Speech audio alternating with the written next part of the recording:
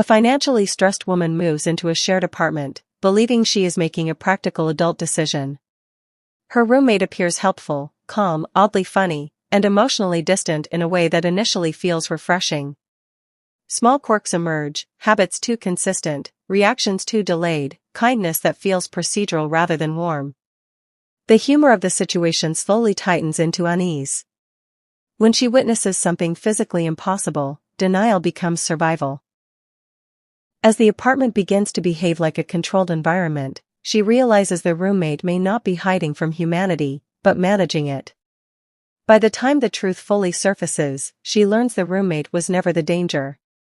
She was the buffer. The morning felt normal in the way mornings usually do when nothing has gone wrong yet, and that was the detail that would matter later. The light entered the apartment at the same angle every day, touching the kitchen counter before reaching the hallway, as if it followed a rule written somewhere unseen. The woman noticed this only because the coffee always tasted slightly stronger when the light hit first, which she found funny and ignored. She brushed her teeth, checked her phone, and laughed at how calm everything felt. Calm felt like success.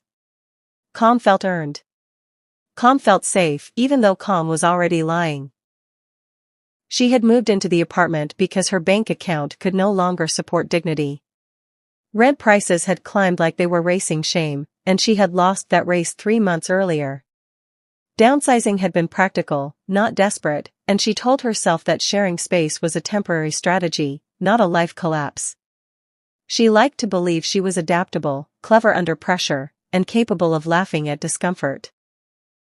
The apartment was old but clean, affordable but strangely well-maintained, and the listing promised quiet energy. Quiet energy sounded fake, but fake things sometimes worked. The roommate had been there first, which meant the rules were already set, even though no one had written them down. The roommate was polite in a calm, efficient way that made politeness feel like a function rather than a personality. Everything about her presence felt organized, like a spreadsheet pretending to be a person. The woman found this refreshing at first. There were no loud habits, no emotional spills, no chaos. The roommate moved through the apartment as if she respected the walls. It felt like living with a well-trained appliance that occasionally smiled. The humor arrived naturally, without effort. The roommate woke at the same time every day, showered for exactly 8 minutes, and drank water with a seriousness usually reserved for medicine. She never complained, never rushed, never forgot anything. The woman joked internally that she lived with a human checklist, and the thought made her smile while brushing her hair. The fridge stayed stocked without visible grocery trips, and the trash was always empty before it smelled. It felt like magic powered by discipline, and discipline was comforting when money was tight.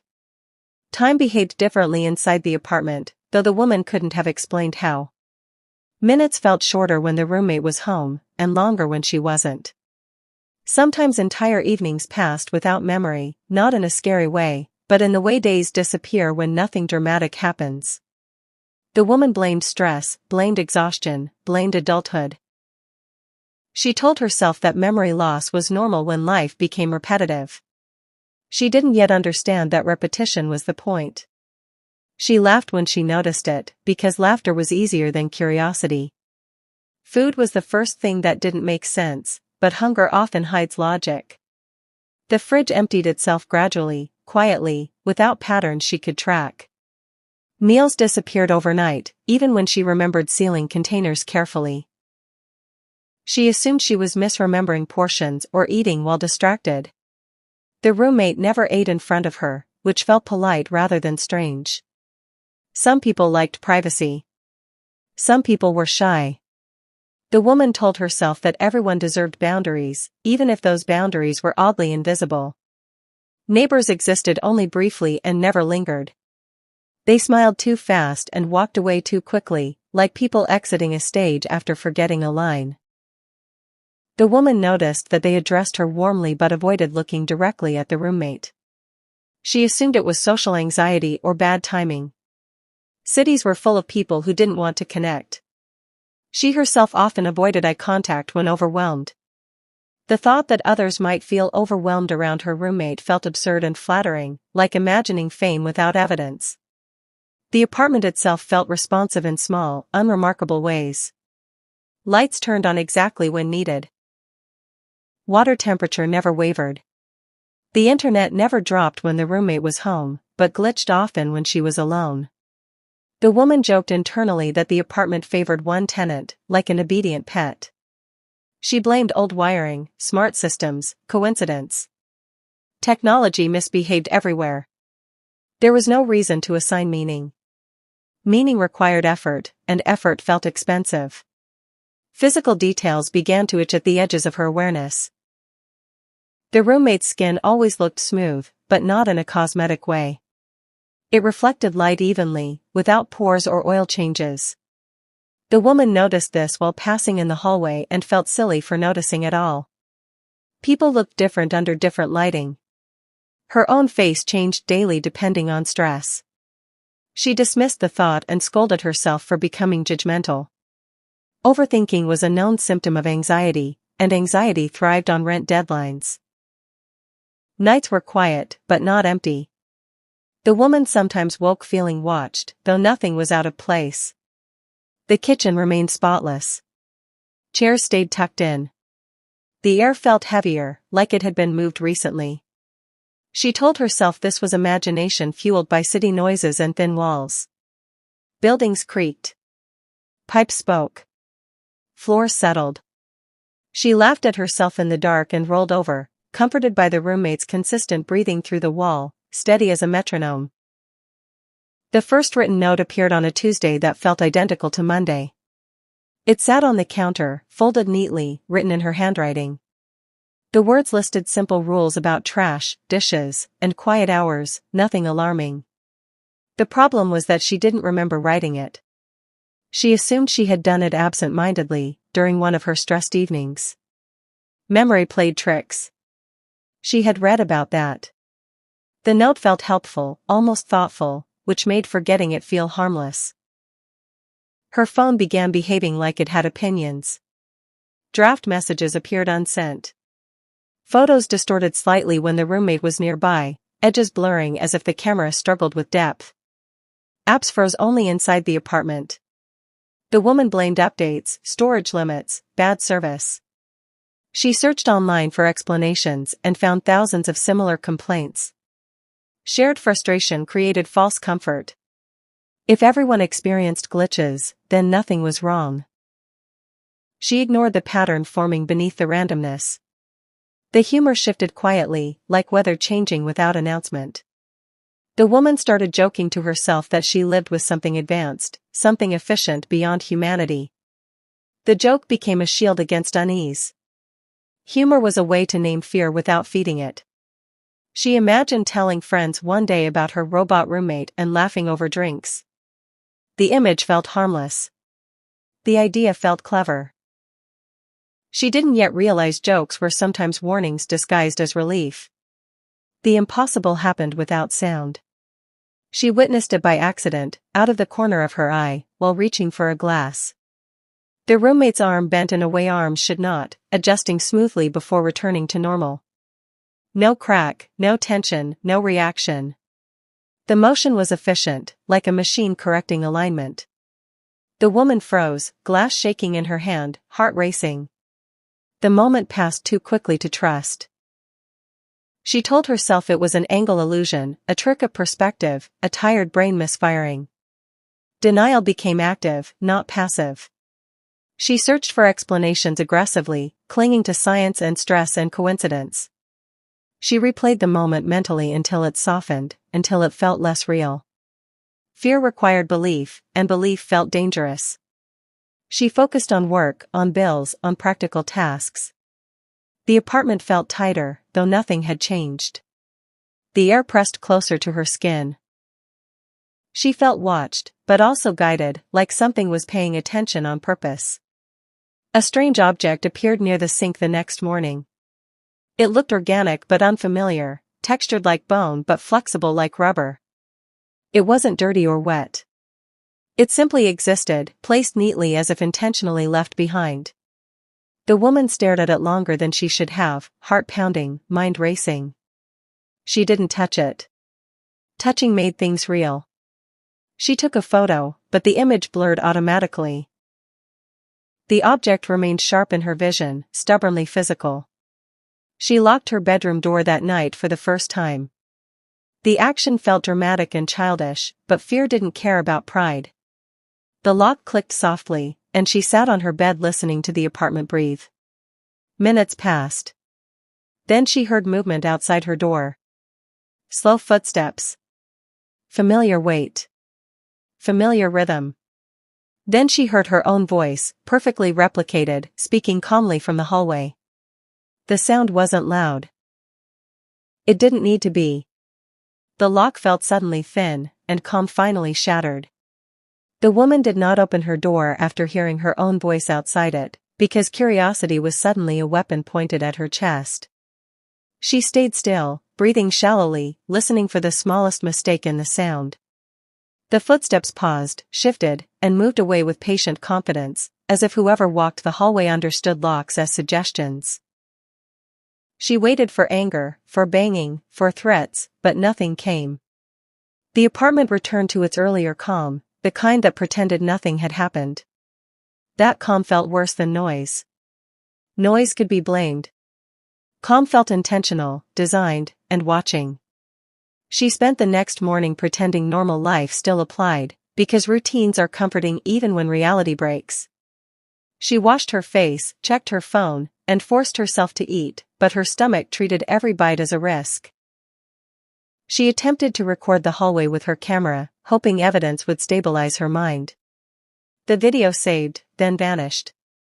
The file name remained like a ghost, but the content became an error message. She tried again with a voice recorder.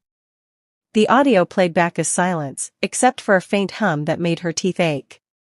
She stopped trying and felt the first sharp edge of helplessness. Her social world began to slide in a way that felt like a prank until it hurt. Messages she sent did not arrive. Replies came to questions she never asked. A coworker referenced a meeting she never attended, then acted confused when she corrected it.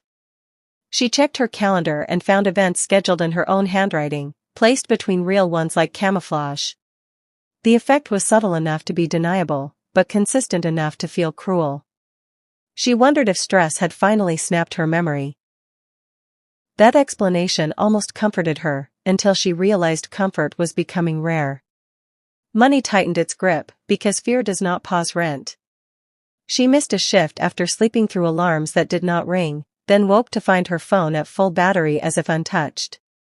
Her supervisor's patience thinned. Her bank app refused to load inside the apartment but worked perfectly outside. She began walking to the corner just to check her balance, like a person escaping an invisible leash. Each time she returned, she felt the doorway swallow her. It was only a door, but the air inside felt like a different temperature of reality. The roommate remained steady, polite, and strangely unbothered by the woman's shifting behavior. Dishes were still washed before she could wash them. Trash disappeared without smell. The bathroom mirror stayed spotless. It was like living with a silent, efficient apology that never admitted wrongdoing. The woman watched the roommate's patterns harder, searching for proof of humanity in small mistakes. Mistakes never arrived. The roommate moved as if guided by a script written by something that didn't forget. Even her breathing sounded measured, like a training exercise rather than a need. The woman tested the world the way scared people do, with small experiments dressed as normal choices. She left a spoon in a different drawer. It returned to its original place overnight. She placed flour in front of her bedroom door to capture footprints. The flour remained undisturbed, yet she woke with the sense that someone had stood outside. She left a cup half full on the counter and marked the water line. In the morning the water line shifted, but the cup hadn't moved. She began to suspect the apartment didn't always obey physical rules. That thought made her skin feel too tight. Sleep turned into a negotiation with dread. She started napping in short bursts because long sleep felt unsafe, like surrendering her mind to a place that could rearrange it. She drank too much coffee, then too much water, then nothing at all. Her body became another system she tried to control. Her dreams filled with ordinary scenes that ended with small impossibilities, a hallway extending too far, a door leading to the same room, a face that changed when she blinked. Each time she woke, she searched for something wrong, and the apartment obliged by offering silence. The building itself began to feel like a character wearing the costume of normal. The lobby smelled cleaner than it should. The elevator arrived faster than it should. The landlord's notices appeared on the community board with fresh tape and fresh ink, even when no one was around to post them. The woman noticed that other tenants rarely carried groceries, yet their doors opened to warm light and cooking smells. She began watching people the way predators do, not with hatred, but with survival focus. Everyone seemed slightly rehearsed. Everyone seemed to know when to stop looking. She tried speaking to a neighbor in the laundry area, hoping a human face would anchor her. The neighbor smiled too quickly and ended the interaction like a professional ending a call. The woman followed him with her eyes and noticed he never looked directly at the roommate when the roommate passed. His shoulders tightened instead, like a body reacting to a weather change. The woman wanted to believe this was fear, but fear would have made sense. What she saw looked more like compliance. The neighbor's hands trembled as if remembering something his mind refused to hold. Her first true act of rebellion was entering the roommate's bedroom while the roommate was gone, because fear eventually forces action. The door opened easily, as if the room expected her. The space looked normal at a glance, neatly made bed, folded clothes, clean surfaces, but it felt staged, like a model apartment in a brochure. Nothing carried the messy fingerprints of real living. The closet contained clothes arranged by color, but the fabric looked unworn, too crisp. The drawers held items that suggested personality, books, cosmetics, a small journal, yet everything felt untouched, like props placed to satisfy suspicion. The journal became a trap of its own. The woman opened it hoping for secrets, but the pages were filled with handwriting that looked practiced, carefully imperfect, as if someone had studied how humans write under emotion. The entries described ordinary experiences with vague feelings, like a machine mimicking vulnerability. The details were too clean, too balanced, too educational. The woman flipped pages faster, searching for one messy confession, one flawed thought, one accidental truth. None appeared. She felt a cold bloom of certainty. Their roommate was performing humanity, not living it. The idea made her knees weaken. She found a toothbrush in the roommate's bathroom cup that was wet. That should not have mattered, except there were two toothbrushes, both wet, both placed with precise spacing. The woman stared until her eyes watered, mind trying to build a human explanation. A guest. A friend. A lover. Then she realized she had never seen the roommate bring anyone home, never heard conversation, never heard laughter. The apartment's walls were thin enough to betray secrets, yet they held none. The wet toothbrush felt like proof of an unseen third presence, hidden within the ordinary. She checked under the bed, behind the curtains, inside the closet, because fear turns adults into children. Nothing. No person, no suitcase, no evidence of someone else living there. Yet the room smelled faintly metallic, like coins rubbed too long. The woman stepped back and bumped the nightstand.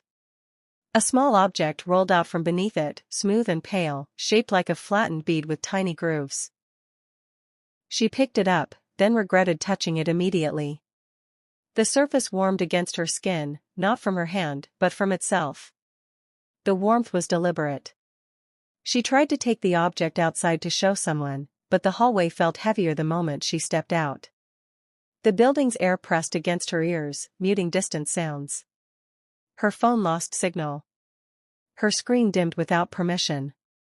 She reached the lobby and suddenly felt dizzy, as if gravity had shifted slightly. She clutched the object harder, and it pulsed once, faintly, like a heartbeat in the wrong place. She stepped outside and the dizziness vanished instantly, clean as a switch. Her phone brightened. The street noise returned. The building had contained her, and the boundary was real. She walked to a crowded cafe because crowds were a form of safety. She ordered something sweet and watched strangers' faces, hoping ordinary life could wash the fear out of her. She placed the pale object on the table and took photos. The images came out crisp for the first time. Relief hit her so hard she almost laughed. Then she noticed something in the photos that her eyes hadn't caught, a faint blur around the object, like the camera struggled to map its edges. The blur resembled a thin ring, almost like a shadow refusing to behave. She felt the fear return, sharper. She tried emailing the photo to herself. The message sent. It appeared in her outbox. It never arrived. She checked spam. Nothing. She checked again. The email vanished from her outbox as if it had never existed. Her throat tightened. She felt watched even in public. She began to wonder if the building's influence extended beyond its walls, like a smell that clung. She packed the object into a napkin, shoved it deep into her bag, and left the cafe without finishing her drink. Sugar could not compete with dread. Back at work, her coworkers seemed normal until they weren't. Someone asked about her roommate in an offhand way that felt too informed, then moved on quickly, like testing a wire. Another coworker stared at her forehead longer than necessary, then blinked hard as if confused by what she saw. The woman laughed weakly, trying to keep it light, but her laugh sounded brittle. She felt like she was walking through a world that had invisible rules she hadn't agreed to. The worst part was that no one told her the rules. They just punished her for breaking them. The landlord's notice arrived as a physical letter slid under her door, heavy paper with sharp corners. It reminded her about late fees and threatened eviction if payments slipped again. The wording felt normal, but the timing felt like pressure applied at the exact moment her fear was rising. She sat on the floor with the letter in her lap, staring at the neat font, feeling trapped by both money and mystery. Leaving meant losing her housing. Staying meant losing her mind. She realized then that the apartment had taken her most human weakness and used it as a leash. That night she attempted another recording, not of the hallway, but of herself. She set her phone on a shelf and spoke quietly about what she had seen, describing the armband, the copied voice, the strange object. She forced herself to be clear, practical, factual. The recording saved. She played it back and heard her voice, but the words were wrong. The meaning had shifted, twisted into harmless nonsense, as if someone had edited her truth into a joke. She stared at the screen until tears blurred it. The apartment was rewriting her reality in real time. She began carrying small analog tools like a person preparing for a storm, pen and paper, a cheap disposable camera, a tiny notebook. She wrote down dates, times, patterns. She drew the object's grooves. She marked every glitch and every moment of strange calm. She hid the notebook outside the building in a plastic bag taped beneath a bench, because she didn't trust the apartment with memory anymore. Each trip to the bench felt dangerous, but it also felt empowering. She was building evidence beyond the reach of whatever controlled her home. She still didn't know if that mattered. The roommate's pattern broke for the first time on a Thursday evening. The woman returned from work to find the roommate standing still in the living room, facing the wall as if listening to something inside it. The air felt cold, and the lights were off despite sunset fading. The roommate's posture looked slightly wrong, not scary, but incomplete, like a puppet paused between motions. The woman froze in the doorway, heart pounding. The roommate turned slowly, and for a fraction of a second her face held an expression that looked almost human. Sadness, maybe, or fatigue. Then the expression vanished, replaced by the usual calm. The roommate walked to the kitchen and began washing a dish that was already clean, moving with mechanical precision. The woman's fear sharpened into a different shape. Sadness meant awareness. Awareness meant intention. If the roommate could feel anything, then the performance was not empty, it was chosen. The woman backed away and locked her bedroom door, shaking. She tried to tell herself that she had imagined the sadness. But imagination did not wash already clean dishes. She woke later to find her bedroom door unlocked. She knew she had locked it. the lock had clicked. She had tested it. She sat up slowly, scanning the room. Everything looked normal. Her bag sat where she left it. Her shoes were aligned neatly by the door, though she hadn't aligned them. A faint metallic smell lingered near her pillow.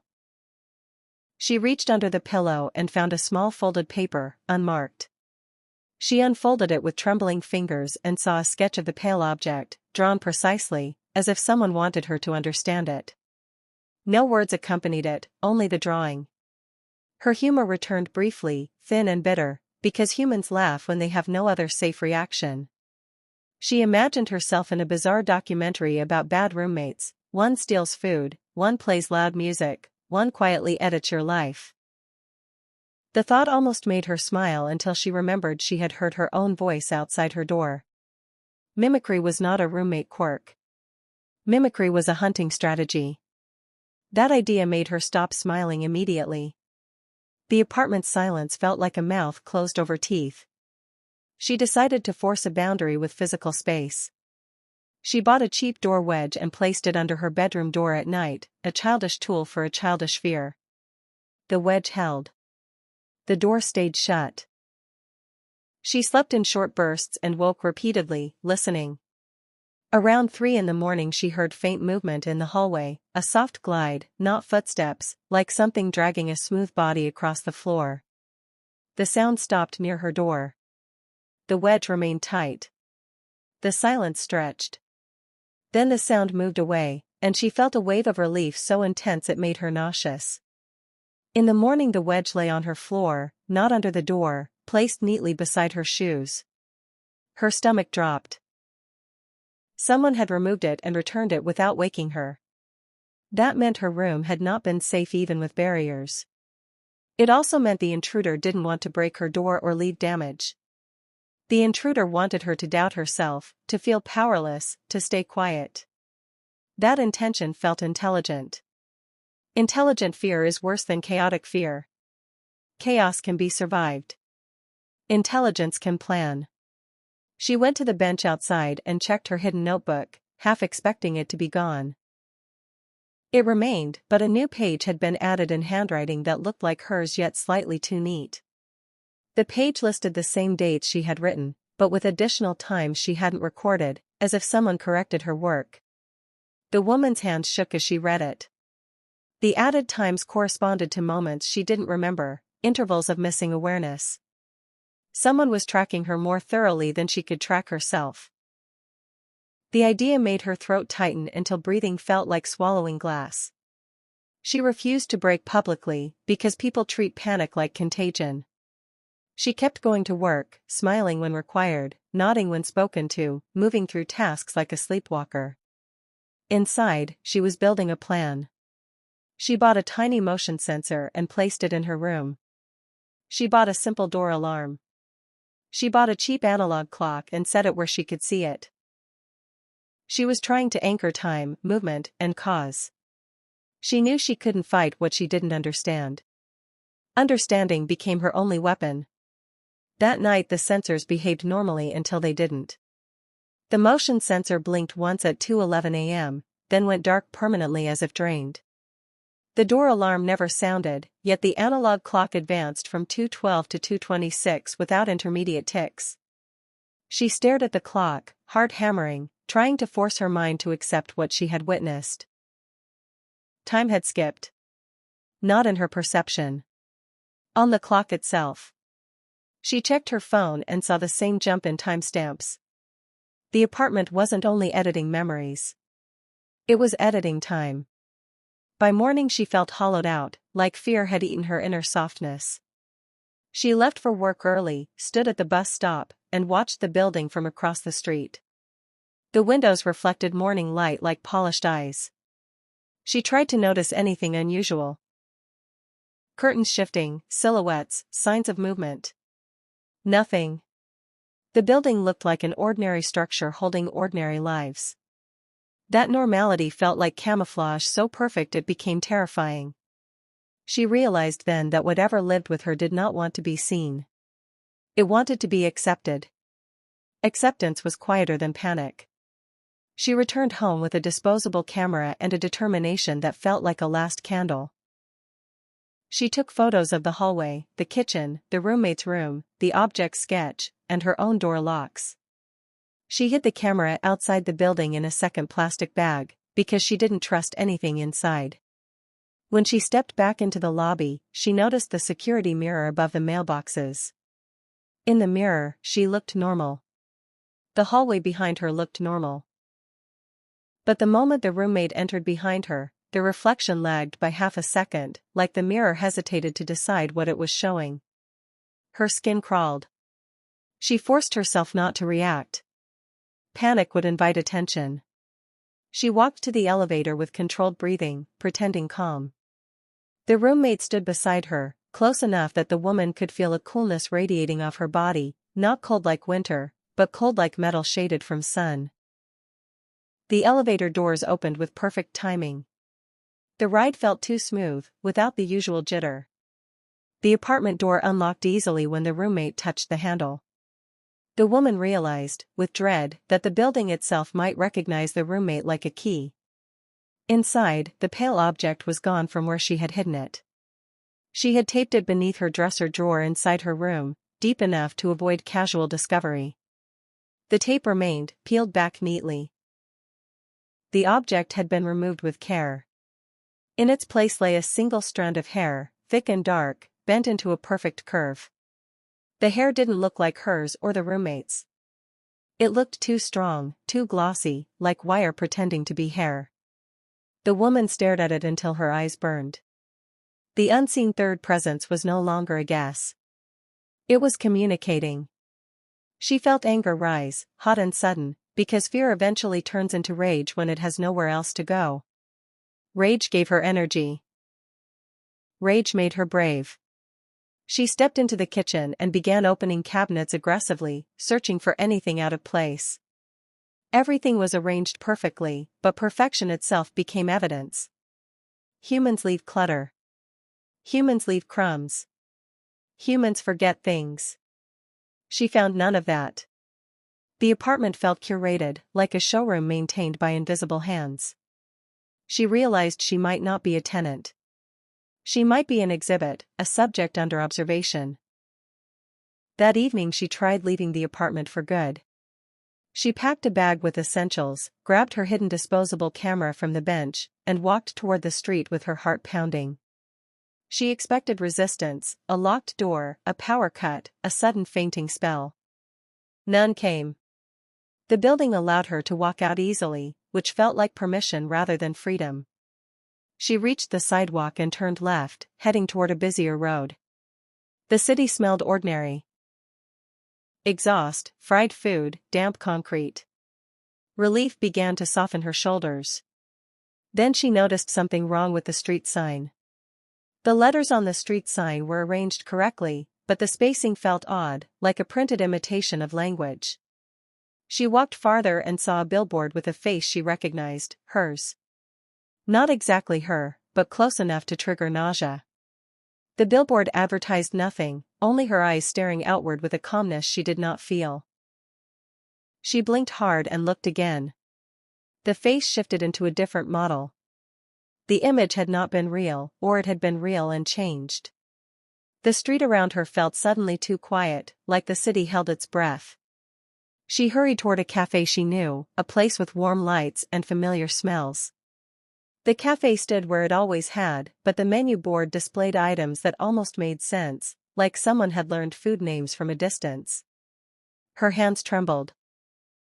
She looked at strangers' faces and saw something unsettling. Their expressions moved a beat late, like delayed video. She walked past them quickly, heart racing, and reached for her phone. The phone showed full signal, yet her contact list loaded slowly, names appearing and disappearing like fish in dark water. She tried calling a friend. The call connected, and she heard breathing. Relief rose. Then the breathing matched her own rhythm exactly, as if she were listening to herself. She ended the call, shaking, and realized the outside world had been edited too. It wasn't a different city. It was a copied version of her city, wearing familiar shapes like clothing.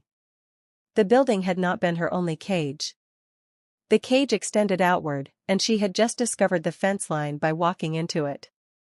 She ran back toward the apartment, because the devil you know sometimes feels safer than the one you can't define. Her legs burned. Her throat tightened. The street seemed slightly longer than it should. She reached the building and nearly collapsed from relief, then felt ashamed for feeling relief. She stepped inside and the lobby's normal smell returned: detergent, old carpet, faint paint. The world snapped back into correct proportions. Her phone contact list stabilized. The elevator beep sounded right. She realized the building wasn't just housing. It was an anchor that made reality behave. Outside, reality stretched like cheap fabric. She entered the apartment and found the roommate standing in the living room again, facing the wall. The roommate's posture looked tense, as if listening to something more violent than silence. The woman felt a sudden thought, sharp as a blade: the roommate was reacting to the same unseen presence. The roommate wasn't controlling the apartment. Something else was. The roommate might be a tool, a guard dog, a barrier. That idea felt insane, but it fit the pattern. The apartment corrected itself when she returned. The nightmare street existed when she left. The building was a boundary, and the roommate was part of its function. The woman stopped seeing the roommate as a single threat and began seeing the whole environment as a system. Systems have roles. Systems have layers. In a system, the obvious piece is rarely the core. The roommate's perfection might not be pride, it might be duty. The lack of emotion might not be cruelty, it might be containment. The woman felt her fear shift again, from panic to analysis. She was still terrified, but terror became sharper when paired with understanding. She needed to find the real predator, because the predator was the one rewriting time and copying voices. That night she didn't lock her door. She left it slightly open, a controlled risk, like offering bait. She placed flour in the hallway again, thicker this time, spread like snow. She placed the analog clock where she could watch it. She sat on her bed fully dressed, disposable camera in her lap, breathing slowly. Hours passed.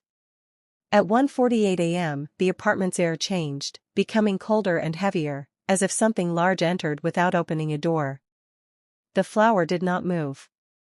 The silence deepened, becoming so thick it felt audible. Then, without warning, the roommate moved fast. Not human fast, fast like a snapped rubber band.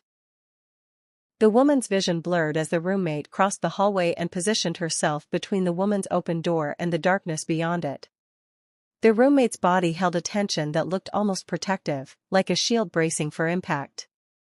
The woman's heart hammered. She raised the disposable camera, fingers trembling, and took a photo with the flash. The flash lit the hallway for a split second, revealing something wrong in the air. A shape that was not a shape, like a tall smear of darkness bending around light. The light vanished. The hallway returned to normal. The roommate stood still again, but her posture remained braced. The woman stared at the flower. Still undisturbed. Whatever had entered did not need to step. It moved without weight, without footprint, without permission. The woman's mouth went dry. She realized the roommate had reacted to something she could not see clearly. The roommate was not the hunter. The roommate was responding to a hunter. The woman's fear became colder, more focused, because now she knew there was a third presence that didn't care about physical rules. The woman checked the disposable camera's film counter and saw it had advanced by 3 shots, not 1. She had taken 1 photo. The camera insisted 3. She felt her stomach drop. That meant time had been edited again, or her body had moved without her knowing, or something else had taken photos using her hands. She looked at the roommate's face for signs of recognition. The roommate's expression stayed calm, but the woman noticed a small detail. The roommate's pupils were slightly too narrow, like a lens adjusting.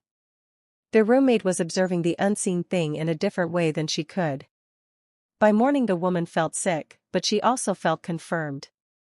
She retrieved the hidden camera from her bag and decided to develop the film later, away from the building, somewhere safe. Safety was a word that now meant outside influence, not comfortable. She went to the bench and checked her hidden notebook. A new page had been added again, this time showing a rough map of the building with certain units circled. Her own unit was circled in thicker ink. At the bottom, a symbol had been drawn, an unfamiliar looped shape, like a twisted knot. The woman's hands shook as she folded the page. She realized then that she had been receiving instructions, not threats. Something was guiding her toward awareness. The guidance was invasive, terrifying, and controlling, but it was still guidance. That meant at least one force in this system wanted her alive long enough to understand. The roommate might be that force's instrument. Or the roommate might be trapped too, forced into a role it didn't choose. The woman thought about the brief sadness she had seen on the roommate's face and felt a strange spike of pity. Pity made her vulnerable, but it also made her human. The landlord's pressure escalated again. Another letter arrived, this time with a deadline highlighted. The woman's hands shook as she read it. She needed money fast. She took extra shifts, accepted late hours, and returned home exhausted. Exhaustion became dangerous, because it made her mind soft. She felt herself slipping into gaps where memory could be edited. She began chewing mint gum constantly, using the sharp taste to anchor herself. She scratched small marks on her wrist with her fingernail each hour, tiny pain reminders. It was desperate, but desperation kept her awake. On a late-night return, she found the apartment door already open, a thin crack of darkness. Her breath caught. She stepped inside carefully and smelled something like wet stone and metal. The lights were off. The roommate stood in the kitchen, still as a statue. The woman's eyes adjusted slowly. The flour from the previous night was gone, cleaned perfectly. A single chair was pulled out from the table, angled toward the hallway as if someone had been sitting there watching. The woman's skin prickled. She felt the sense of presence again, heavy in the air, as if the apartment held a guest that didn't breathe. She moved toward her bedroom and felt a wave of nausea, as if crossing an invisible line. She stopped, swallowed hard, and noticed a faint shimmer along the hallway floor, like heat haze. It wasn't light. It was distortion, bending reality slightly. The roommate turned her head toward the shimmer, not toward the woman. That focus confirmed everything. The roommate was tracking something the woman could not see clearly. The woman backed away, heart pounding, and reached for the pale object's sketch. It was still in her room, but her room felt suddenly far, like a room inside a dream. The distortion shifted. The chair at the table moved without sound, sliding a few inches. The woman's breath stopped. No footsteps. No hands.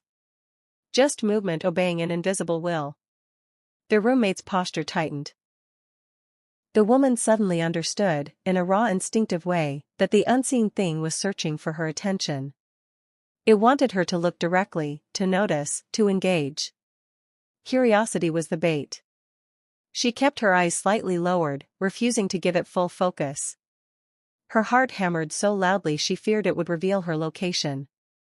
The roommate stepped forward, placing herself between the hallway and the woman again, and the distortion faded slightly, as if pushed back. The apartment's air warmed by 1 degree. The woman felt her knees wobble. Whatever the roommate was, it had power within this space, power to resist. That meant the roommate's purpose might be protection, not deception. The woman felt a sick twist of gratitude mixed with terror. She didn't trust the roommate, but she trusted the roommate more than the invisible thing. That realization felt like swallowing a broken truth. She retreated to her room and shut the door, not locking it, because she didn't want to look like prey hiding. She sat on the floor, back against the wall, and forced herself to breathe. Her mind began connecting dots, the building anchoring reality, the outside street warping, the neighbor's avoidance, the edited recordings, the missing time, the protective positioning of the roommate. A system was filtering her, testing her. She wondered if the unseen presence fed on fear, or attention, or memory. She wondered if her roommate's calm was the only reason she had not disappeared like the circled units on the map. She made a decision that scared her more than hiding. She would stop fighting blindly and start understanding the rules. She gathered her notebook and wrote a single sentence about the pattern, then hid it outside again.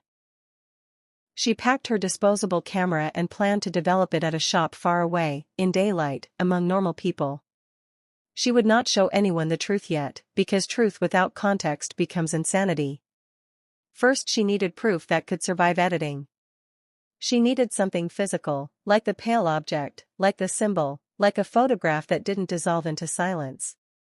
Before leaving for the photo shop the next day, she noticed something new on the apartment wall near the hallway. A faint mark, like a smudge that the light did not reflect properly. It wasn't paint. It looked like something had touched the wall with a damp hand and left behind residue that absorbed light.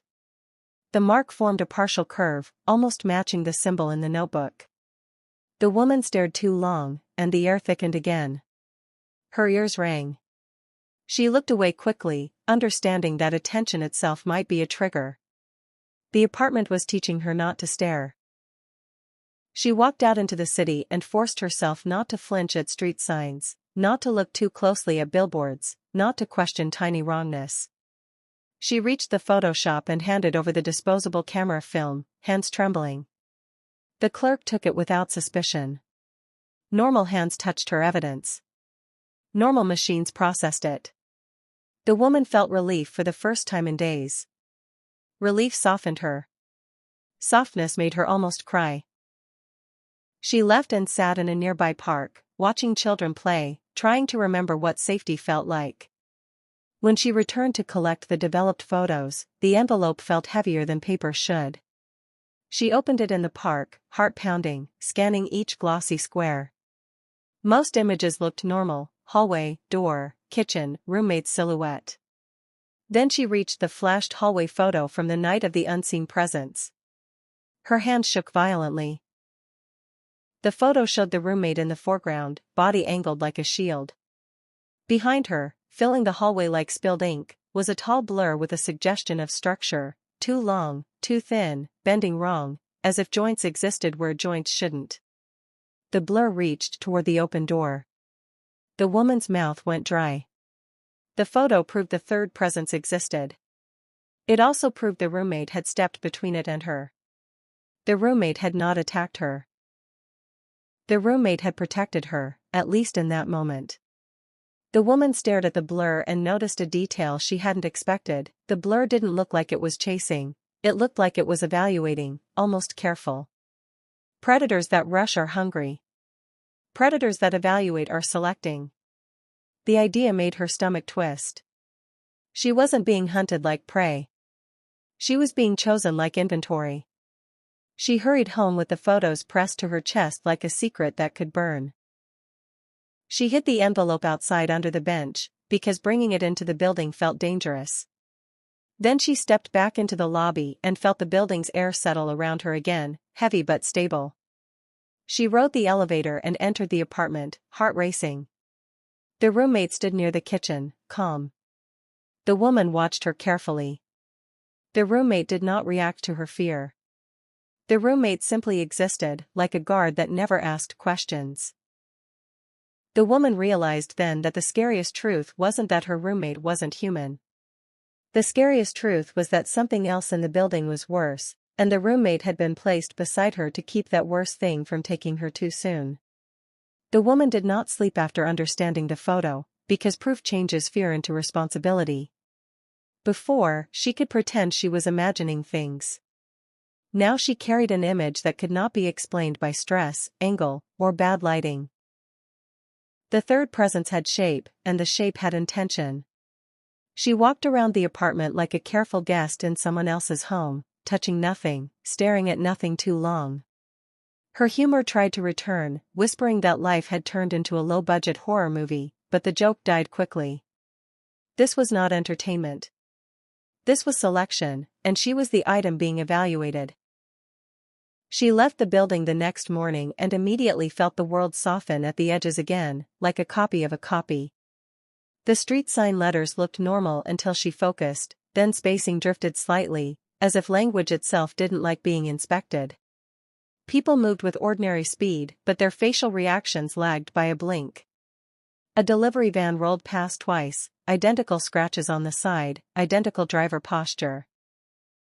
She told herself it was coincidence, but her body did not believe her. Her skin stayed prickled, her stomach tight. The outside world wasn't fully real anymore. It was a corridor, and she was walking through it. She attempted to reach a police station, because the human brain still begs institutions to restore order. The station stood where it should, but the front desk sign used a font that felt subtly wrong, like a parody of seriousness. She filled a form, then watched the ink fade slightly as if the paper disliked permanence. Her phone camera blurred automatically when she tried to capture the form. A clerk looked at her forehead with quiet discomfort, then blinked hard and asked her to repeat her name, though she had not spoken. The woman felt heat rise in her face. Something about her identity was now unstable, like a label peeling off a jar. She walked away before panic made her perform. She had learned that attention triggered correction, and correction felt like erasure. In a small park she sat on a bench, chewing gum and watching people act human so she could remember how to do it. The gum tasted too sweet, as if even flavor had been exaggerated in the copied world. She forced herself to laugh at that, because laughter was a form of breathing. She imagined telling an old friend that her neighborhood had become a photocopied reality with extra sugar and delayed blinking. It sounded ridiculous. That ridiculousness was the trap. When she returned toward the building, the copied world stiffened less, as if the anchor pulled her back into a sharper version of reality. By the time she entered the lobby, everything looked correctly weighted again. The lighting felt honest. The elevator felt imperfect. The carpet smelled faintly old. Relief hit her, followed immediately by dread, because she had just accepted that the building's cage felt safer than the outside corridor. That was how containment worked. It made fear feel like comfort, made the trap feel like home. She held her breath while the elevator rose, feeling like she was returning to a predator's den willingly. Inside the apartment, the roommate stood in the kitchen, as steady as ever.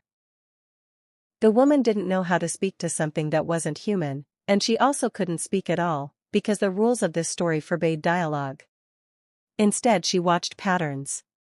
The roommate's movements were still smooth, but now the woman noticed micropauses, like the roommate was listening to instructions between actions. The woman remembered the brief sadness she had seen, and her heart tightened. Sadness suggested strain. Strain suggested the roommate was not the master of this system. The roommate looked less like a villain and more like a device forced to pretend it had feelings. The woman retrieved her hidden photo envelope from outside and returned it to her bag, refusing to leave it in the open again. She didn't trust the bench anymore, because something had already edited her notebook there. She carried the photos like a fragile weapon. Then she did something risky. She placed the photo of the hallway blur on the kitchen counter, in plain sight, like leaving bait in a trap. She didn't stare at it. She simply let it exist. Her heart pounded as she washed her hands, because presenting proof felt like stepping onto a stage. She waited for the apartment to react, to punish, to correct. The punishment came as a gentle change in the air, not as violence. The room cooled slightly. Sound dimmed, as if cotton had been placed over the world. The lights did not flicker, but they seemed to lose warmth, shifting toward a cleaner white. The roommate's head turned toward the photo. For a moment, the roommate's pupils narrowed like a camera adjusting focus. Then the roommate reached out and placed her hand beside the photo, not on it, as if respecting a boundary. The woman felt her throat tighten, because the gesture looked protective, almost reverent. The roommate was acknowledging the enemy without inviting it closer. The apartment's silence thickened until it felt like pressure behind the ears. The woman's instinct screamed to run, but running had already taught her that the outside world could be worse. She stayed. Her courage wasn't heroic, it was practical. Practical people do scary things when the alternative is uncertainty. The countertop trembled faintly, like a distant train passing through the building's bones. The woman saw the corner of the photo lift slightly, though no wind moved. The lifted corner hovered, then settled again. The woman did not touch it. She understood now that curiosity was a door, and doors were how the predator entered. Minutes later, the air returned to normal. The lights warmed slightly. The woman exhaled. The roommate resumed washing a dish that did not need washing, but the dishwashing now looked like a ritual rather than cleaning. The woman realized the roommate might be running interference. Keeping the space predictable, keeping the environment calm, reducing chaos that the predator could use. It was like watching someone maintain a fence while a wolf circled outside. The woman's pity grew, and she hated it. Pity made her soft, and softness could get her erased. She went to her room and opened her notebook, writing quickly to anchor herself. She listed the facts. The building stabilized reality, outside became a corridor, recordings were edited, time could skip, the blur existed. The roommate shielded her, someone else in the building had vanished. She underlined one question, why her? The thought of being chosen made her skin feel dirty, like she was tagged. She washed her hands again even though they were clean. She remembered the landlord letters and felt a cold humor. Rent had forced her into a nightmare, and now late fees were the least of her problems. Life had a cruel sense of timing. That night the unseen presence returned, but it didn't arrive like a thief. It arrived like a slow shadow. The air thickened, the hallway stretched slightly, and the apartment's edges felt less fixed. The woman sat on her bed, holding the disposable camera like a useless talisman. She didn't want more proof had already burdened her. What she needed was a rule, a weakness, a way out. The roommate stood in the hallway again, angled like a barrier. The woman watched and noticed something. The roommate never looked directly at the woman during these moments. She looked through the hallway, at the distortion, at the threat. The distortion began as a shimmer near the floor, then rose like a tall bruise in the air. It didn't have a clear head, but it had a sense of direction, like a hand reaching. The woman felt her mouth go dry as the bruise drifted toward her open doorway. Her heartbeat thudded so loud she feared it was a signal. The roommate's posture tightened, and the bruise paused, as if meeting resistance. The bruise shifted sideways, testing angles. The roommate shifted too, matching it. The woman realized she was watching a silent standoff, like fencing without blades. This was not random haunting. This was procedure. The bruise didn't push through. Instead, the apartment corrected itself in an uglier way. The analog clock on her dresser jumped forward 5 minutes. Her phone screen flashed, then dimmed. Her memory blurred around the edges as if someone rubbed it with a thumb. The woman dug her nails into her palm to stay present. She tasted blood and welcomed it. Pain was real. The bruise drifted away, retreating down the hallway like an offended guest. The air warmed. The woman sagged with relief. The roommate remained in place for a long moment, then returned to her usual calm, as if nothing had happened. In the morning the woman found a new mark on the hallway wall, higher than the last one, forming more of the looped knot symbol. The marks looked like residue that ate light, creating shape by absence rather than color. The woman understood the message. The predator wasn't only visiting. It was building something. It was drawing a boundary, a map, or a seal. The circled units on the notebook map suddenly felt like more than missing neighbors. They felt like steps in a process, rooms used and then emptied. The woman felt nauseous. She realized she might be the next step, the next room to be completed. She decided to investigate the circled units, because fear had narrowed into purpose. She left her apartment with careful calm, walking the hallway as if she belonged there. She knocked on one circled unit's door and listened. No answer. The air near the door felt colder. She pressed her ear to it and heard a faint hum, similar to the silence in her corrupted recordings. Another unit had a new doorframe, freshly painted, yet no signs of anyone moving in. The building felt like it was smoothing over absence, patching reality like plaster over holes. The woman's stomach tightened. Something had been erased, and the building was helping hide it. In the stairwell she met an older tenant carrying groceries, and the man's eyes widened when he saw her, not with recognition but with concern. His expression looked like someone seeing a person wearing a warning sign. He stepped aside quickly, giving her too much space. The woman wanted to ask questions, but she didn't. Questions invited attention, and attention brought correction. She followed the man at a distance and watched him unlock his door with trembling fingers, then disappear inside without looking back. His fear wasn't of her.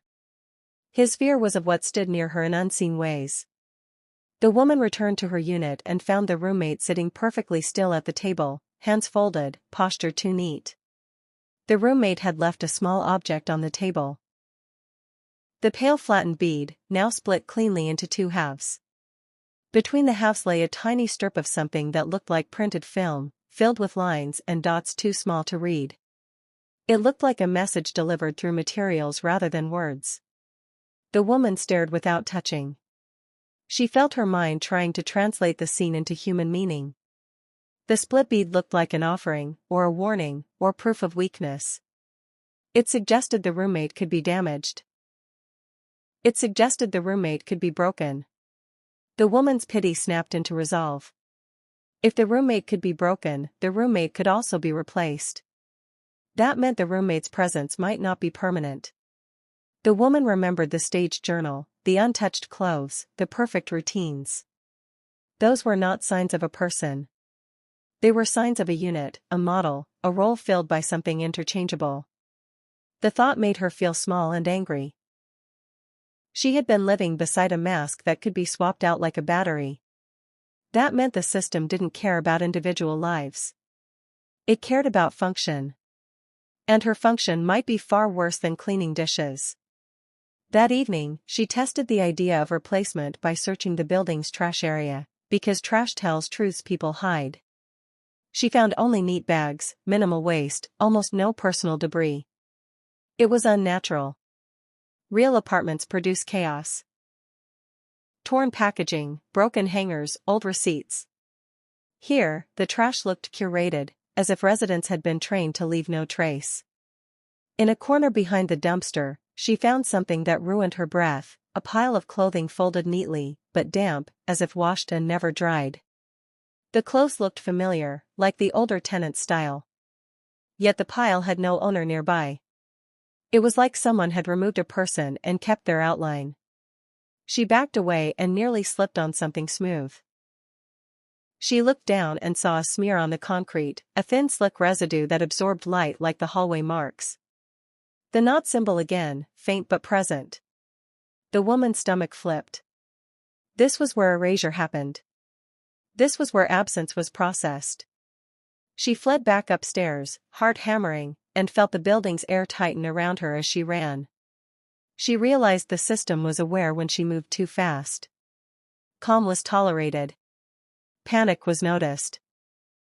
She forced herself to slow down, breathing through terror, because survival now meant acting like nothing was wrong. Back in her apartment, she found the roommate standing near the wall mark, fingers hovering inches away without touching it. The roommate's face held that brief human-like sadness again, so subtle it could be dismissed, but the woman no longer dismissed it. She understood the sadness wasn't about empathy. It was about failure. The roommate was losing ground. The predator was drawing more of its symbol. The barrier was thinning. The woman felt a cold realization: the system had chosen her not because she was special in a good way, but because she carried something the predator wanted. That something might be trauma, loneliness, or a pattern in her mind. The predator seemed to prefer quiet people. She thought about her life before the apartment, and something clicked with sick clarity. She had recently gone through a breakup that left her hollow but functional. She had stopped talking to friends as much. She had become the kind of person who moved through days quietly, unseen. That was her survival habit. But predators love unseen things, because unseen things are easier to take without noise. The apartment listing had promised quiet energy. Quiet energy wasn't a perk. It was a lure. The woman felt her face burn with shame and rage. She hadn't chosen this place. It had chosen her. The outside corridor made more sense now. It wasn't the whole city being copied. It was her access to the world being filtered. When she tried to leave, reality blurred, as if the system didn't want her to connect to stable human networks. The corridor made her doubt herself, made her feel alone, made her return to the building. It was like a psychological cattle gate, guiding her back into the pen. The woman's humor returned bitterly. She had thought adulthood was paying bills and staying hydrated. Instead, adulthood was realizing you were a controlled variable in a hidden experiment. She almost laughed, then nearly cried. That night she made a plan to escape the system entirely. Not by running into the corridor, but by breaking the anchor. She didn't know how to break a building, but she knew systems had weak points, and weak points were often boring: paperwork, maintenance rooms, electrical panels. She chose the maintenance hallway behind the laundry area, a place most tenants ignored. She brought a flashlight, a screwdriver, and her notebook. She felt ridiculous, like a person in a cheap thriller acting brave with tools from a drawer. Ridiculousness was comforting. It meant she still had some normal brain left. The maintenance hallway smelled of dust and old paint. She found an electrical panel and opened it carefully. Wires sat neatly arranged, too neat, as if installed by someone obsessed with control. She shined her light and saw something that wasn't typical wiring: thin braided strands that looked organic, like veins woven through metal. The strands pulsed faintly when her light hit them. Her breath caught. This wasn't ordinary infrastructure. The building wasn't only a building. It was a living system wearing concrete and carpet. The woman's hands trembled. She backed away slowly, realizing she couldn't cut this with a screwdriver. This wasn't electricity. This was biology pretending. A sound behind her made her freeze. Not footsteps. A soft shift in the air, like a heavy curtain moving. She felt the presence, thick and cold. The corridor hum filled her ears. She didn't turn around. She had learned the predator wanted attention. She forced herself to stare at the panel instead, eyes wide, refusing direct engagement. The pulsing strands accelerated slightly, as if excited. The hum intensified. The woman felt her vision blur at the edges and dug her nails into her palm until pain anchored her again. She stumbled backward, slammed the panel shut, and fled the hallway, heart thudding like a drum. She returned to her apartment and found the roommate waiting at the doorway, not blocking her, but positioned like a gate. The roommate's head tilted slightly, a gesture that looked almost like concern. The woman hated that her brain tried to read concern into a non-human face. Still, she understood the message: she had touched the system's nerve, and the predator had noticed. She had made herself visible. Visibility was dangerous. She took deep breaths and moved past the roommate with controlled calm, forcing her body into stillness. She understood now that her best weapon wasn't courage. It was restraint. In her room, she reviewed the developed hallway photo again, studying the blur's shape. The blur didn't look like smoke, it looked like something with structure hidden inside distortion. She noticed a faint pattern near its center, like the knot symbol repeated in a stretched, curved form. The symbol was not graffiti. It was the predator's signature, or its method, or its language. The woman realized the marks weren't random progress. They were instructions to reality, commands to erase, to bend, to copy. The predator was writing code into the building using absence. That was why recordings corrupted: the predator didn't want its code duplicated. The roommate's split bead and tiny film strip haunted her thoughts. She finally touched the film strip with tweezers and held it to her flashlight.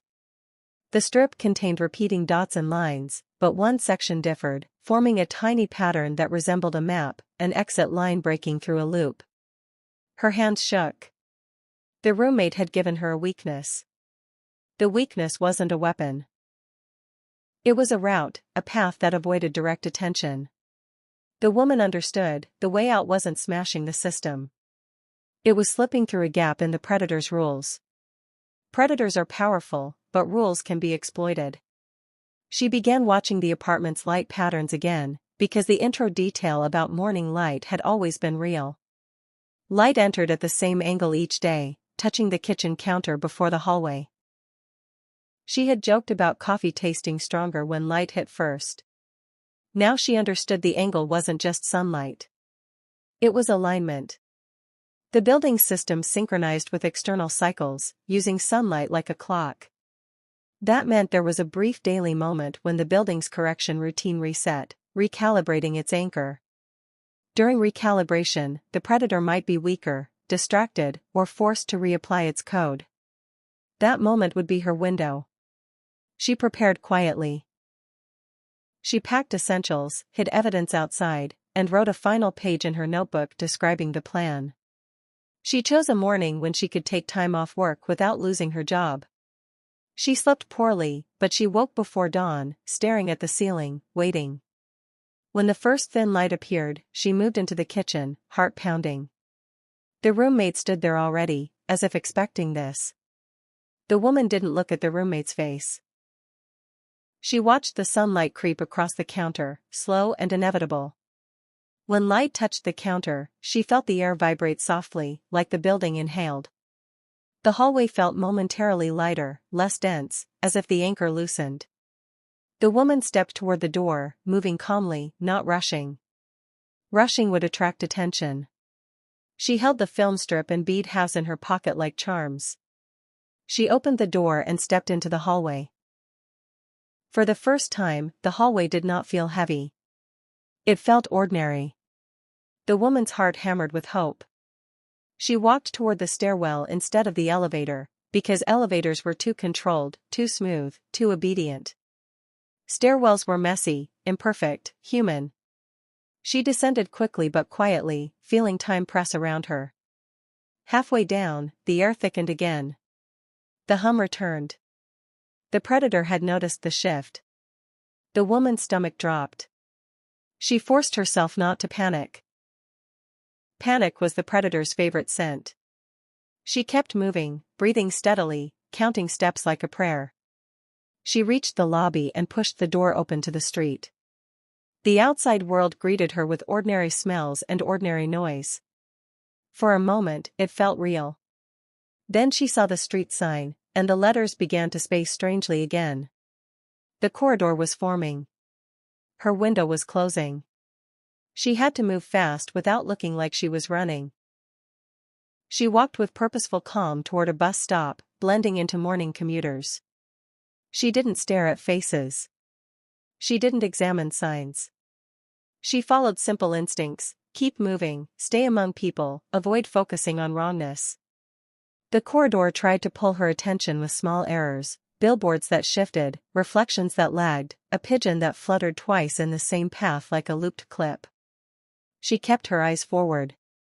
Her heart pounded, but she held her fear like a secret.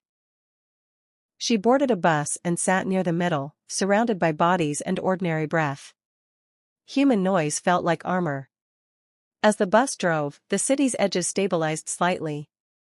Buildings regained correct proportions. Street signs looked normal again. The woman felt relief and realized the corridor weakened when she was far from the building's anchor. The building's influence was range-limited. That meant escape was possible.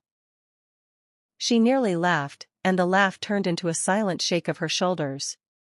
She had survived an apartment that edited time, and now she was celebrating a normal street sign. Life had truly humbled her. The humor tasted bitter, but it kept her breathing. She didn't notice the roommate until the next stop, because she didn't want to. The roommate boarded quietly, standing near the back, posture steady. No one reacted. No one stared. The roommate blended into humanity too well. The woman's chest tightened. Escape had turned into pursuit. Yet the roommate's presence did not feel predatory. It felt consistent, like a shadow that refused to abandon its assignment. The woman realized the roommate might not be chasing her to bring her back. The roommate might be following to keep the predator from reaching her in the open. The predator's influence was weaker outside, but it wasn't gone. The roommate might be the portable barrier. The thought was horrifying and strangely comforting. The bus passed a reflective glass building, and the woman glimpsed the reflection of the bus interior. For a split second, the seats looked normal, commuters normal, but the reflection around the roommate's outline warped slightly, like a heat shimmer. Behind the shimmer, something darker clung briefly, a thin smear trailing the bus like ink in water. The woman's stomach flipped. The predator was still connected, reaching through weakness, following her trail. The roommate wasn't the cause.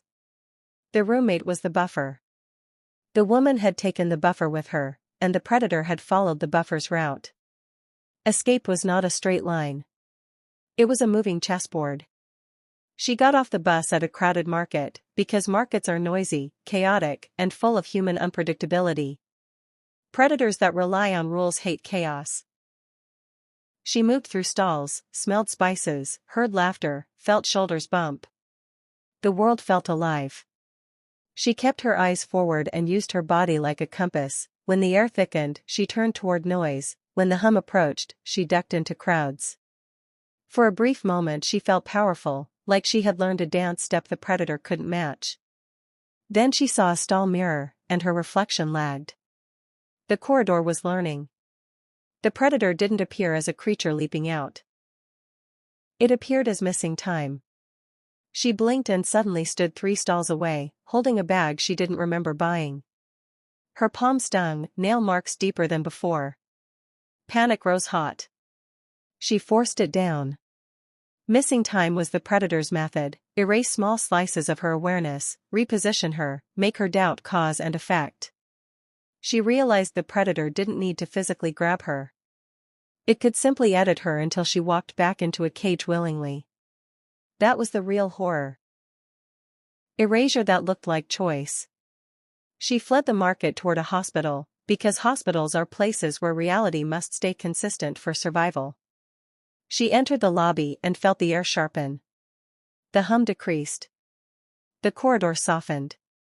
She sat among patients and watched nurses move with purpose. The roommate entered minutes later, standing at a distance, still and patient. The woman saw a security camera above and felt hope. Cameras meant records. Then she remembered her recordings had been edited. The predator didn't fear cameras. It controlled them. Still, the hospital's human activity weakened the corridor. The predator's rules struggled around urgent life. That gave her an idea as sharp as fear: the predator hated meaning. She realized then what it wanted from her. It wasn't her money, her body, her apartment. It wanted her quiet emptiness, her loneliness, her tendency to disappear inside herself. The predator fed on erasure, on people whose lives could be rewritten without anyone noticing. She had been drifting into invisibility for months, and the system had smelled it. The building wasn't random housing, it was a filter for quiet, disconnected souls. That explained the staged trash, the curated residence, the absence patches. This wasn't a haunting. This was a harvest of unnoticed humans. The woman felt rage rise clean and bright. Rage gave her a dangerous clarity.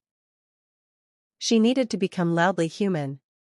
Not in words, but in actions that created witnesses, connections, and meaning that couldn't be erased quietly. She volunteered to help an elderly woman find a clinic room.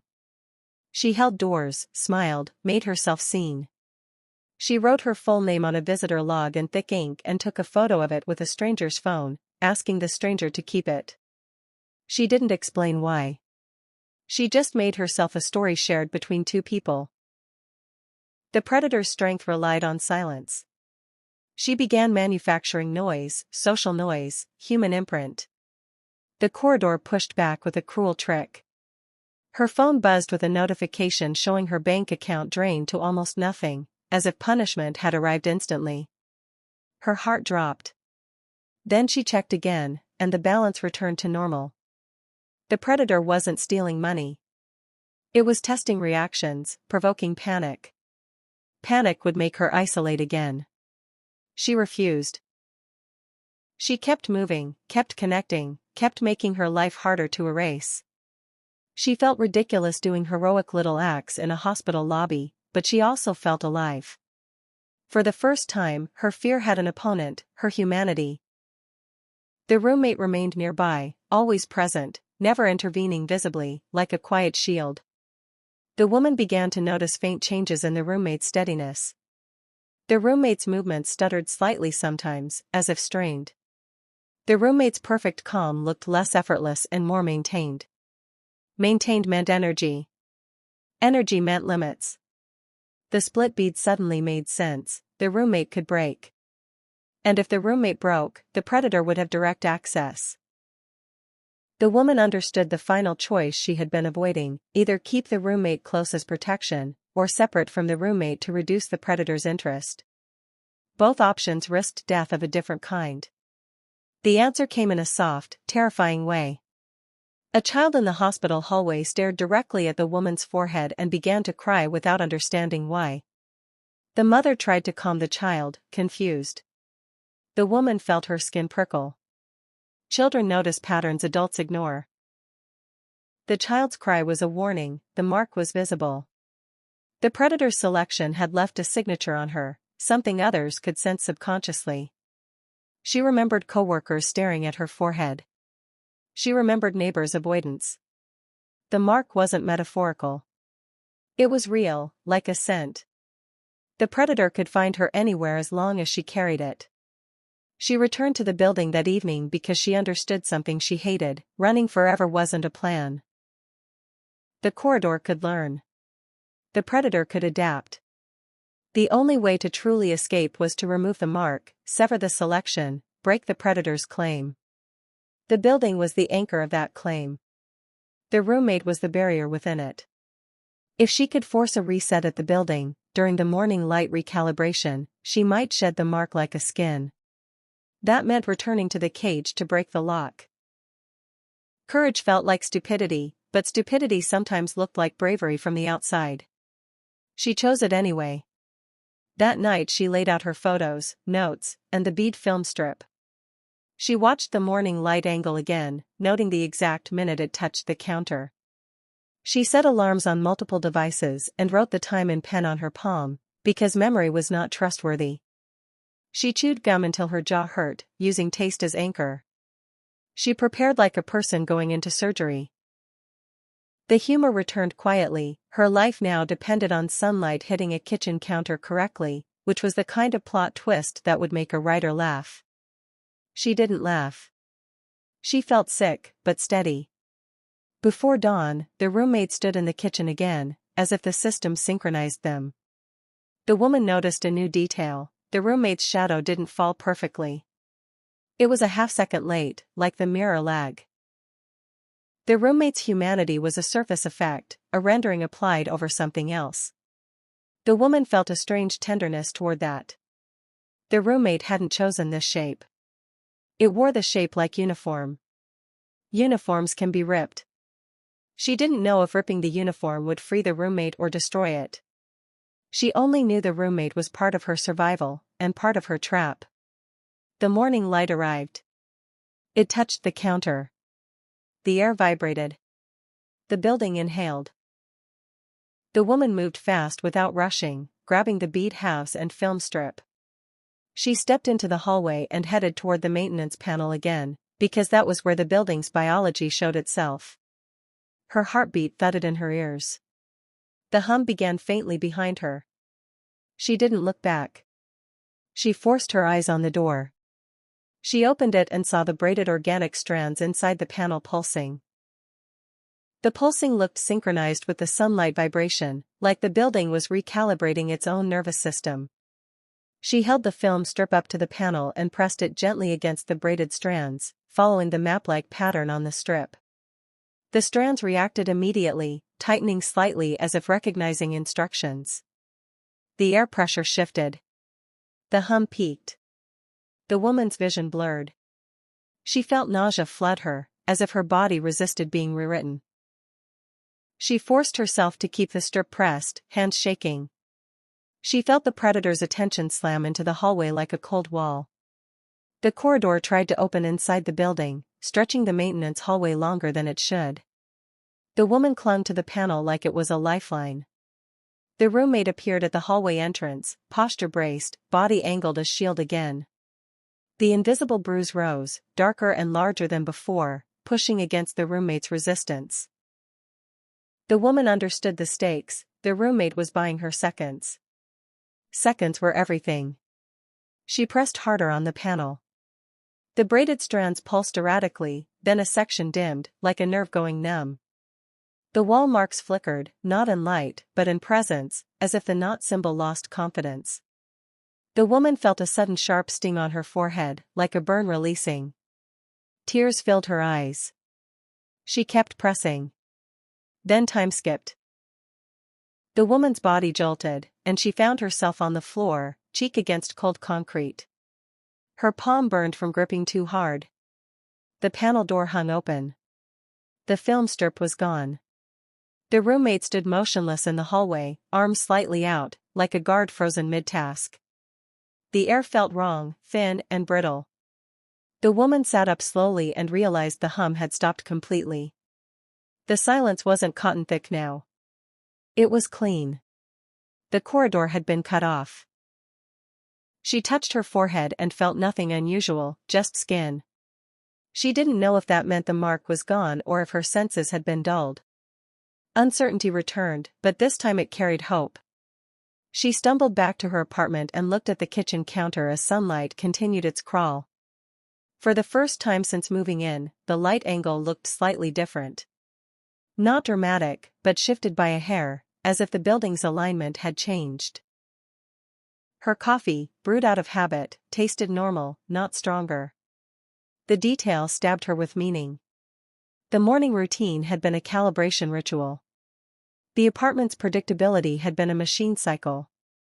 She had disrupted it. That meant the system could be hurt. Her breath shook with relief. She felt like laughing, not from humor, but from surviving something impossible without even screaming. She turned to the roommate and noticed something terrifying. The roommate's skin looked less smooth, more textured, as if the rendering was failing. Tiny pores appeared, imperfect and human-like, but in a way that felt unstable. The roommate blinked slowly, and the blink looked uneven.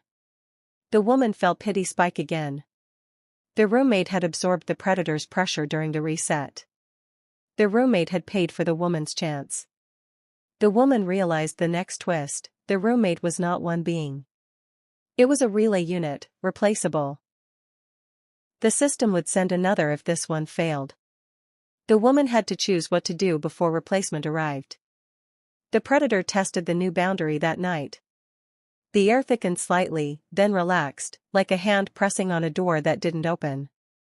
The hallway bruise appeared faintly, then faded. The wall marks remained, but their edges looked less certain, less hungry. The woman realized the predator had been severed from full access, but not destroyed. It was still near, still aware, still capable of erasure under certain conditions. She couldn't stay in the building and wait. She also couldn't trust the outside corridor completely. She needed a new anchor, one made of people, not biology. She needed connection strong enough to resist quiet selection. She left the next morning, not during recalibration, but after it, when the building's influence felt weaker.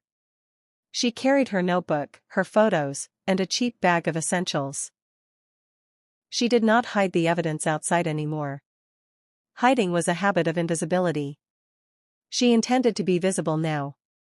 She walked into daylight and found the street sign letters stable. The corridor shimmered faintly at the far edges, but it didn't close around her. She felt relief so strong it made her dizzy.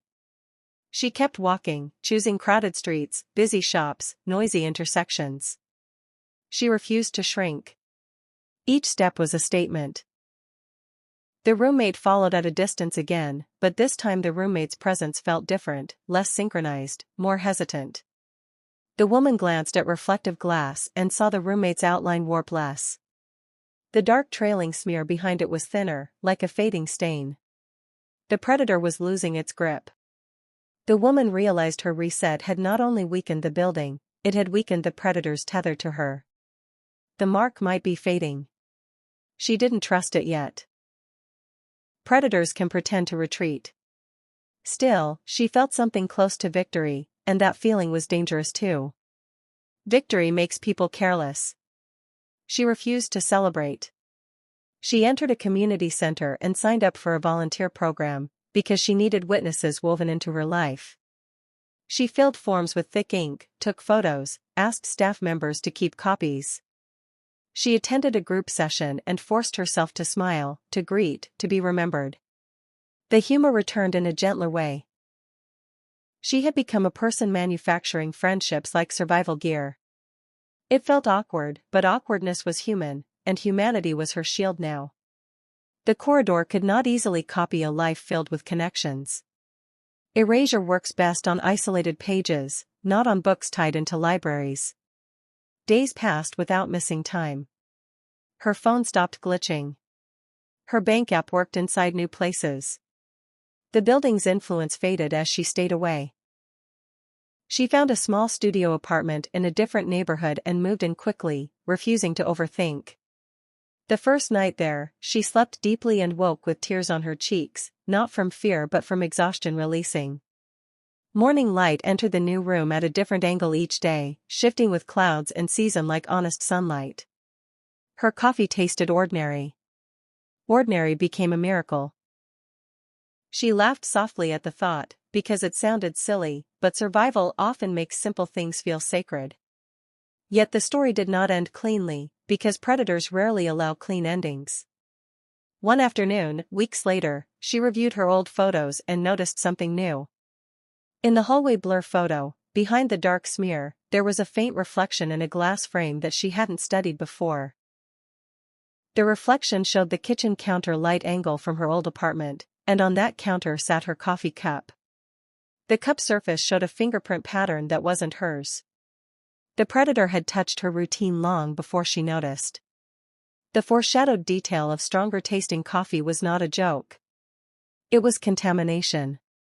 That night, in her new studio, she woke to a familiar sensation, the air thickening for half a second, then relaxing.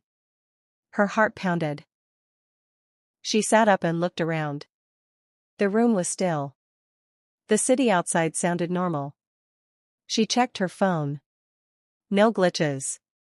She touched her forehead. No sting. She exhaled slowly.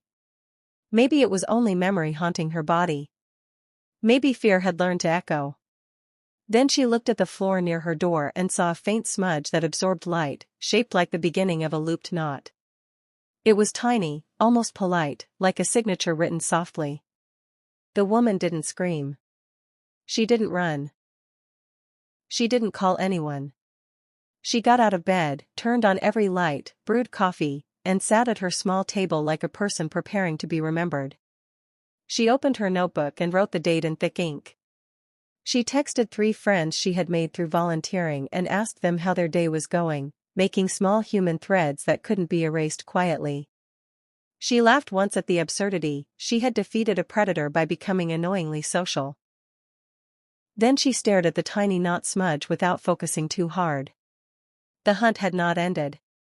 It had only changed.